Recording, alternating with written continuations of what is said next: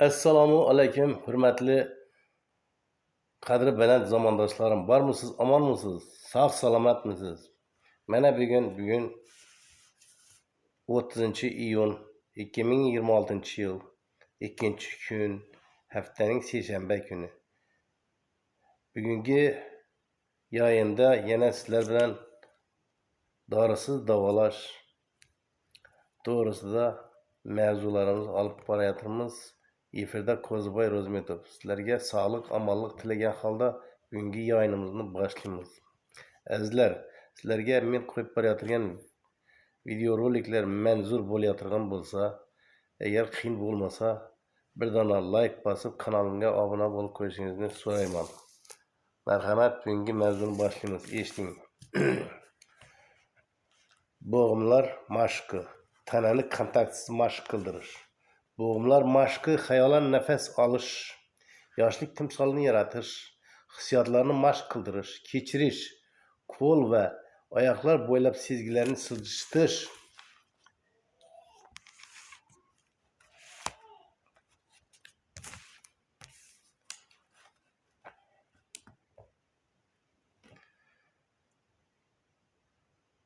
umurtqa pog'onasi orqali timsoliy mashqlarning birinchi kompleksi uchberg mashqi, timsoliy mashqlarning ikkinchi kompleksi katta aylana yoki sershovqin shahar ichak faoliyatini ishini yaxshilashga mo'ljallangan mashqlar. Ko'rish va eshitishni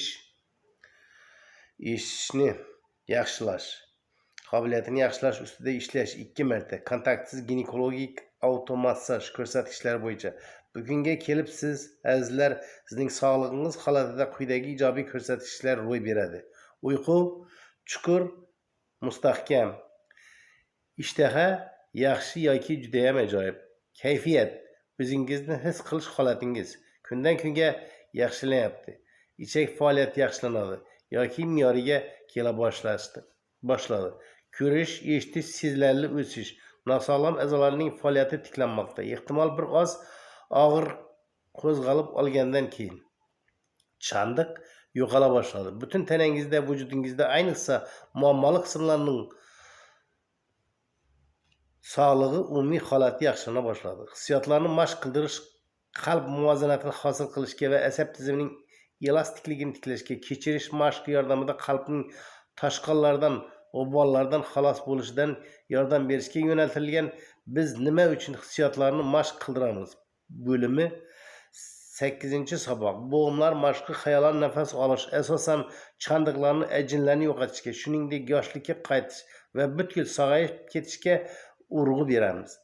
Hissiyotlarni mashq qildirish o'zimizning bekami ko'z timsolimizni shakllantirish, sezgilarni qo'l va oyoqlar bo'ylab siljitish, umurtqa pog'onasi orqali timsoliy mashqlarning birinchi kompleksi ko'rish va eshitish qobiliyatini sozlash mashqlarini ham qo'shib olib boriladi.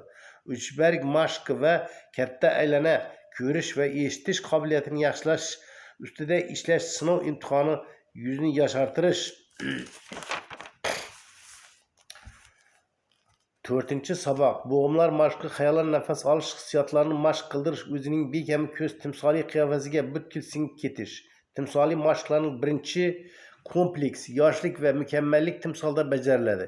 Uchberglar mashqi katta aylana, 3-qo'l timsoli bilan ishlash, yuzini yoshartirish, kayfiyatni sozlash, 2-kun mashg'uloti, kontaktsiz ginekologik automassaj. 10-saboq. Bo'g'imlar mashqi xayolan nafas olish, yoshlik timsolida hissiyotlarni mashq qildirish, sezgilarni qo'l va oyoqlar bo'ylab siljitish, umurtqa pog'onasi orqali timsoliy mashqlarning birinchi kompleksi yoshlik timsolida ko'rish va eshitish qobiliyatini yaxshilash ustida ishlash 2 marta. 2-martasi sinov imtihoni, katta aylana, uchberg mashqi, 3-qo'l timsoli bilan ishlash, yuzni yoshartirish, kontaktsiz ginekologik automassaj. 11-saboq.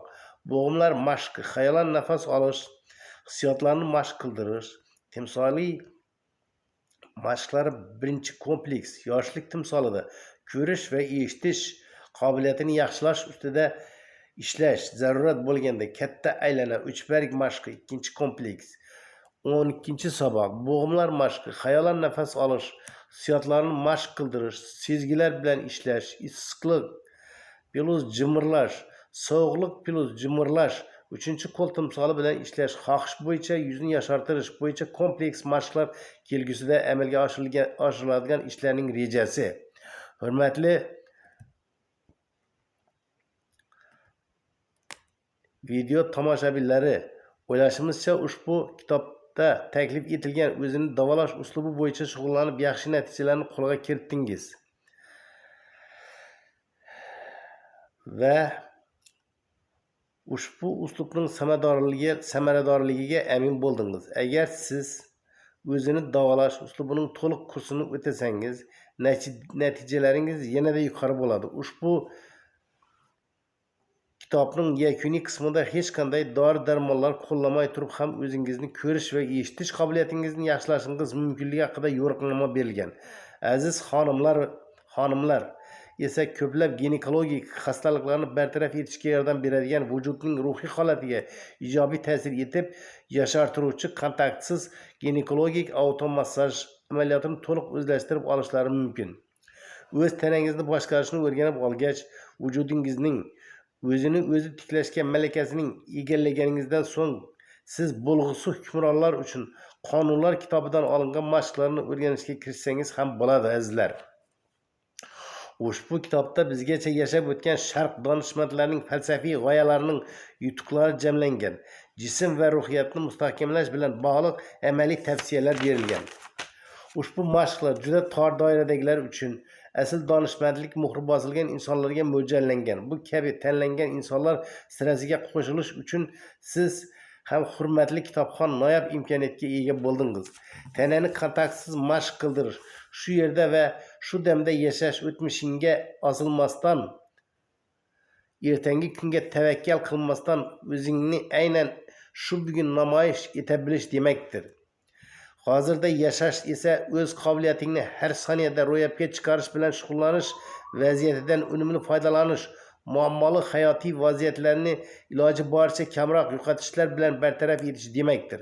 Hozirda yashash o'ta darajada ziyraklik bilan ko'rish, eshitish va ayniqsa his qila bilish, diqqatingiz doirasida ko'rish, eshitish mumkin bo'lgan yurak va qalbga hamohang bironta zarrani ham o'tkazib yubormaslik hamdir.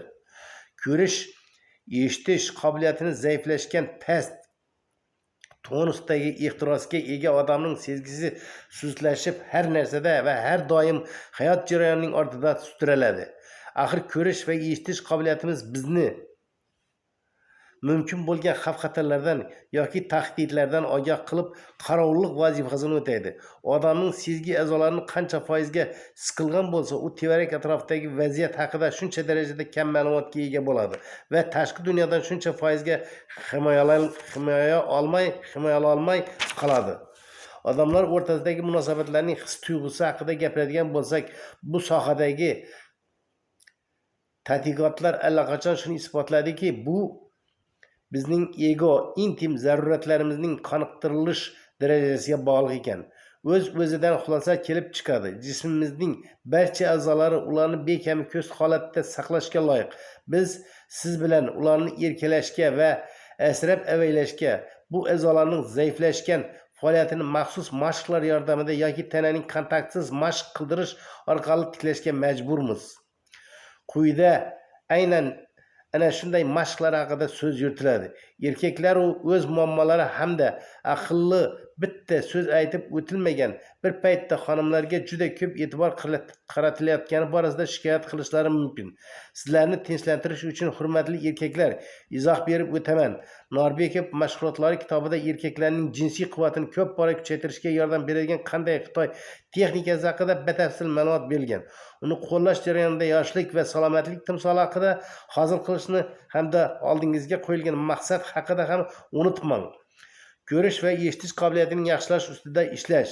Bu bo'lim ko'rish va eshitish qobiliyati zaiflashgan odamlar uchun mo'ljallangan bo'lib, Norbekov uslubining amaliyot bo'limidagi muhim jihatlarni o'zlashtirib egallagan malakani qo'llash natijasida siz 10-15 kun davomida hech qanday dori-darmonlarsiz nosog'lom a'zolarning faoliyatini tiklab olishingiz mumkin. Bunda ko'rish qobiliyati singari eshitish qobiliyati ustida ham to'g'ri ish olib borilgan taqdirda o'zining o'tkirligini 100% ga tiklaydi. Ko'rish qobiliyatini yaxshilash qadim zamonlardan buyon sharqda turli xil xastaliklarning sabablaridan biri tanani yetarlicha bo'shashtira olmasligida deb hisoblashgan. Shuning uchun bu yerda birinchi navbatda ko'zlarni bo'shashtirishni o'rganib olish kerak. Ya'ni ko'zlar uchun quyosh nuri ham juda foydalidir. Quyoshda tablash. Bates uslubi bo'yicha ko'zlarni quyoshda tablash. Birinchi dastlab ko'zoynakni yechib qo'ying.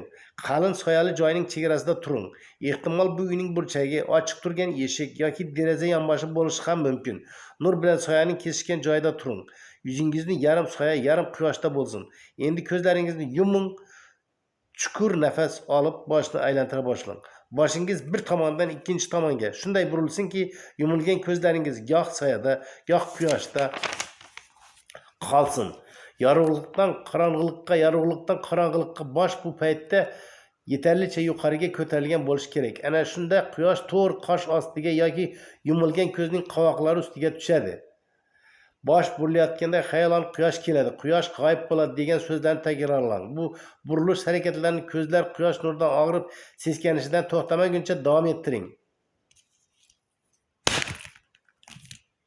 Yorqin quyosh nuriga yuzingizni qarating. Ko'zlar hamon yumilgan. Endi butun gavdangiz erkin holatda goh o'ngga, goh chapga burila boshlaydi. Burilayotganda tovonlarni yengil ko'tarish mumkin. Jarayon paytida xayolan quyosh yon tomonimdan o'tib chap tomonga, so'ngra o'ng tomonga, yana chap tomonga, yana va yana shunday. Lekin har safar men burilayotgan tomonga qarama-qarshi degan so'zlarni takrorlang.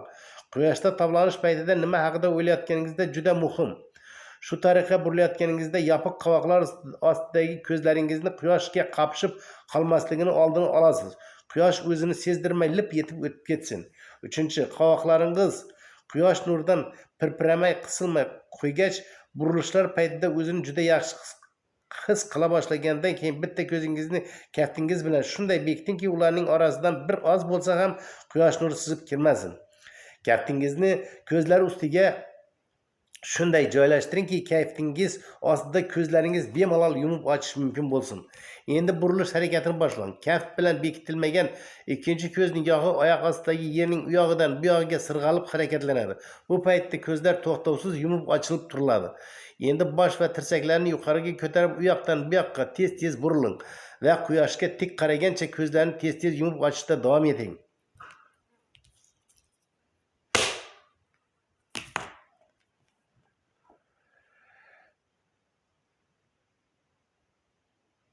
Ko'zlaringiz qanchalar nozik bo'lishidan qat'iy nazar bu mashq ularga og'riq keltirmayotganidan, quyosh esa unchalik ham yorqin emasdek tuyulayotganidan juda qattiq hayratga tushasiz. Bu mashqni boshqa ko'zlaringiz bilan ham takrorlang.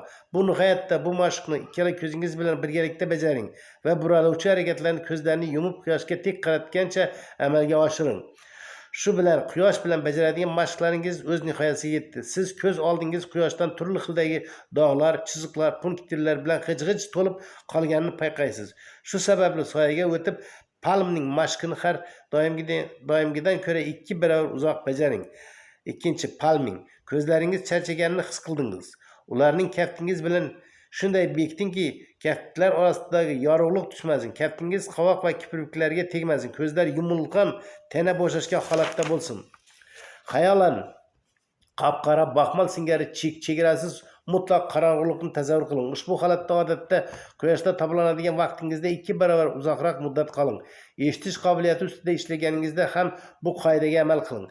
Ya'ni a'zoga bo'shashtirib hordiq berish vaqti uni zo'riqtirib ishlashidan 2 barobar uzoqroq davom etishi kerak.